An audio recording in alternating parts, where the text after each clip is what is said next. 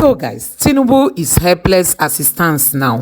While the military is busy in the community in Delta State, we all know how they've taken over that community and they are not allowing journalists in. While they are busy in this community, look at this. Bandits are busy celebrating the Eid celebration. So guys, this is coming, at the very wrong time.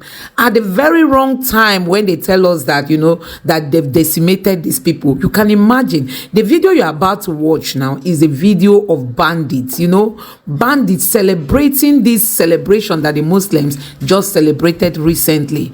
Does it mean that these people are so bold? Is it that they are daring the president? Is it that they are daring the military? How can they boldly come out to be celebrating? And I wonder what religion has turned into in this country. If people like the bandits can boldly say they are celebrating this celebration that has a whole lot of religious tie to it, and these are people that have ended the lives of so many people. So guys, just take a look at that video just for you to understand the helplessness that the Nigerian government is experiencing at the moment.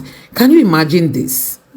Scores of Nigerians have taken to their social media handles to slam the government and security agencies as a new video has emerged showing alleged bandits in Zamfara state celebrating the recent EIDEL-FITR festival. The video, disclosed by a counterinsurgency expert and security analyst focused on the Lake Chad region, that's Okama, was shared on his X handle on Thursday. The footage showcases alleged bandits partaking in festivities, a stark contrast, of course, to their notorious reputation for violent crimes and kidnappings in the region. Let's take a look.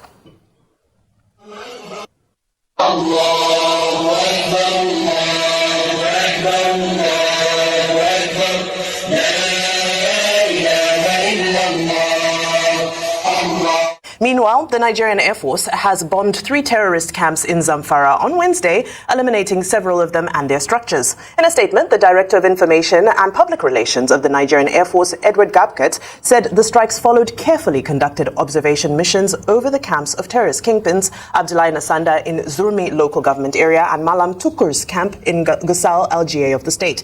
He said that intelligence, surveillance and reconnaissance missions conducted on Abdullahi Nasanda's camp revealed terrorist activities around some huts and thatched roof structures. Now, finally, as we conclude our roundup of some of the top stories trending in insecurity issues, in a concerning move of transparency, journalists have been barred from covering the military inquiry into the Okama killings. This decision has raised questions about the openness of the investigation.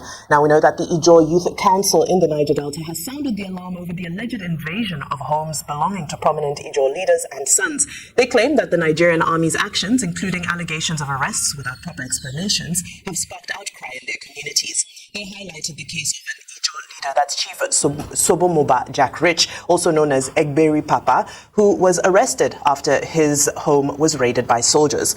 2 of his aides were reportedly also killed during this operation, and calls for Jack Rich's immediate release have intensified amidst growing concerns over military actions in the region. So a lot to unpack there from various parts of the country and a lot to react to. I'll start with you, Rufai. So a couple of things to react to. Number one is that video that you showed about bandits, celebrating Salah. And if it's, because I know that handle, he says he's been following the security situation and he posts videos. If that's been independently verified, so I asked them, why serve God when you perpetrate evil and crime to other people? And you make them cry, and you make them sad. What does God that you serve teach?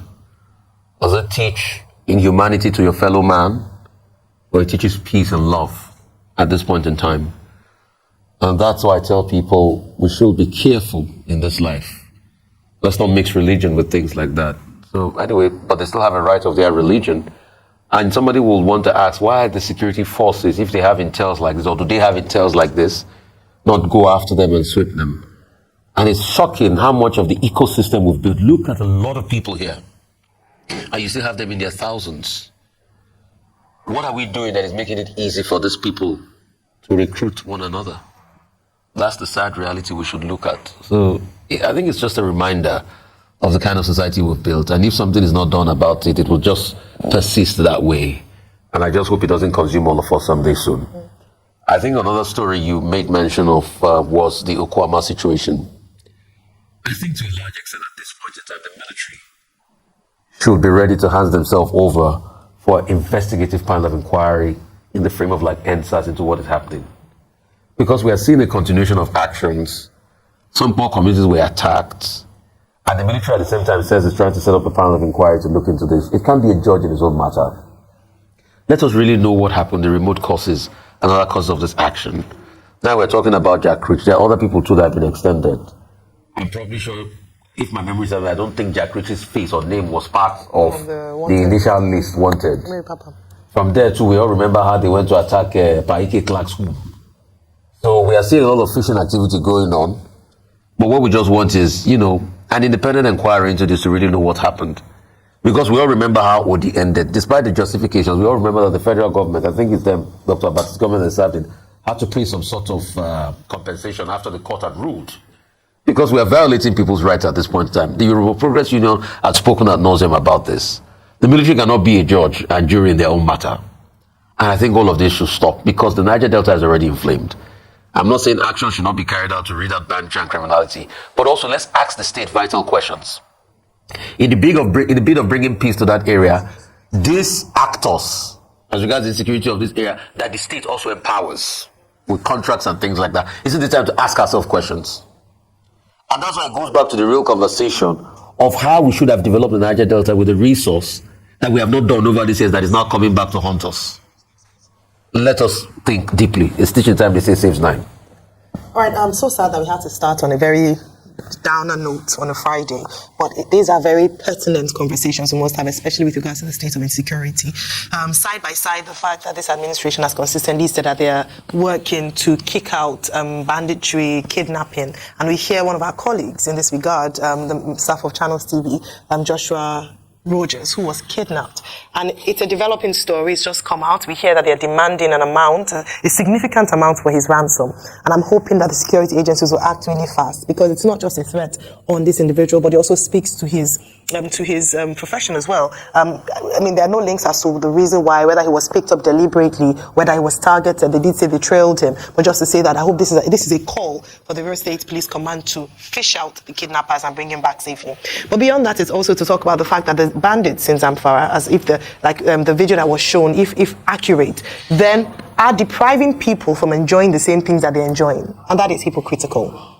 If they're saying that they adhere to a certain faith, and they are able to celebrate that faith, they are members of people in their custody who have the same faith, who do not have the freedom to do the same. Hypocritical. And that's why I believe very strongly that when it comes to issues like this, we should have religious leaders speak up and condemn the actions of bandits. Not talk about negotiating with them, protecting them, or humanizing them, but to speak against the criminality of banditry. I think it's important that whilst the government is doing their own part, religious leaders, it's their own. I wish on that day the sermon or the preacher or what was preached about was the importance of or condemning criminality. It's very important. Every one of us must work hand in hand to ensure that we keep Nigeria safe. It's very sad. And it's amazing how there are videos that come up like this of bandits, whether celebrating or rejoicing, and we cannot apprehend them, we cannot arrest them. It's suspect. Okay, these stories are so many. It looked like you were reading news to me. But let me see which of those stories that I could treat. The first one about the journalist that was abducted. Now, that's very sad to hear because it looks like journalists are under assault. There is a threat to journalism in Nigeria. One report said so. That Nigeria is one of those, countries where it's become very difficult for journalists to practice. And it's unfortunate that this will be happening under a Tinubu administration, under a president who, of course, understands the power, the relevance of the media, being himself a major player in that space. Most recently, it was Segun Olatunji, editor of First News, who was abducted by security operatives, and he spent about 2 weeks there for reasons that people are still arguing about. And now we're told that the Channel's reporter has also been abducted. The Committee for the Protection of Journalists, or to Protect Journalists, CPJ, as it is otherwise known, does an annual report on assault on journalists in different parts of the world. And I think that government has a responsibility to defend the right of the media under the Constitution, sections 22 and 39 thereof. which says, look, we're part of this estate and we do our job. We're not supposed to be harassed. That's one point. The second story is the story of the military investigating in Okama and into the killings. Yes, we're told that there's a fact-finding team of the military that is already on the ground there. The people of Okoloba community showed up, but the chiefs of Okama said that they've not been invited. Now, the story that was put out there was that this is a conflict between Okoloba community and Okama, community. Now, I don't know what fact-finding the military is doing if they are not going to hear from the other side. Why was the Okama community excluded, if indeed they were excluded? Because what is the principle in law? It says, audi alteram patum. You must hear the other side. So for that fact-finding business to have meaning, they must hear the other side too. So I think that the Okama community, they also have to be listened to. However, the Joy Youth Council is saying that, look, the people of those communities have been wounded. They have been harassed. And that's where the point comes up to say that the military cannot be the judge, the jury, and the prosecutor in the matter. And that's why, people have called for an independent panel of inquiry to ensure that there is fairness. So, guys, you have seen it for yourself. Don't forget that Zambiza forest is still there. And nobody is talking about clearing that place, to send the bad guys out of there. And these ones that we are seeing now, they are from Zamfara state. You can imagine, from Zamfara state. And they are doing whatever they are doing boldly, without being scared, without being worried. And you can see that nothing is shaking them at all. And it will shock you to know that even after the military will see this, they will still not go after all these people. And you keep wondering if we even have intelligence in this country again, or they only use their intelligence to track people like Bobrisky that they claim that was spraying Naira. Or what is it that is wrong with this country? Why is it that people in leadership cannot show some level of patriotism to this country to really remedy this country? Tell me why the military has not gone after these bad guys in the bush.